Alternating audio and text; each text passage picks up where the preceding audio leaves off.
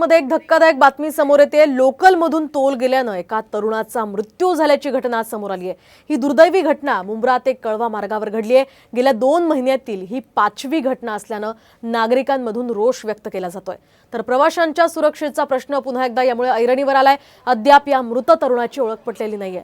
अधिकचा तपास सध्या लोहमार्ग पोलीस करतायत। आपण ही मरणाची गर्दी लोकलमधली पाहतो आणि याच दरम्यान आणखी एकाचा दुर्दैवी जीव यामध्ये गेलेला आहे। लोकलमधून तोल गेल्यानं एका तरुणाचा यामध्ये मृत्यू झाल्याची घटना समोर आली आहे। आताच काही दिवसांपूर्वी एका तरुणीचा सुद्धा अशाच प्रकारच्या एका घटनेमध्ये मृत्यू झाला होता आणि आता पुन्हा एकदा एका तरुणाला आपला जीव यामुळे गमवावा लागलाय। तर मुंब्रा ते कळवा मार्गावर ही घटना घडली आहे। गेल्या 2 महिन्यांमधली ही 5वी घटना आहे।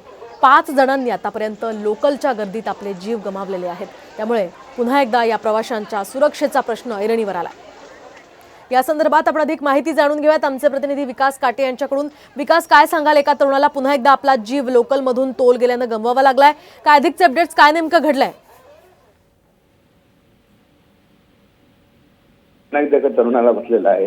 विशेष म्हणजे गर्दीच्या वेळेस लोकलची संख्या वाढवावी अशी मागणी गेल्या अनेक वर्षांपासून प्रवासी संघटना आणि प्रवासी करत असताना तरी देखील संख्या वाढत नाही। खास करून ठाणे ते कल्याण या दरम्यान जे काही अपघात होत आहेत किंवा मग मृत्यू होत आहेत याला नेमका जबाबदार कोण असा सवाल प्रवासी करत आहेत। अशीच घटना 2 दिवसापूर्वी घडलेली आहे। मागील आठवड्यामध्ये 5 जणांचा अशा प्रकारचा मृत्यू झालेला आहे।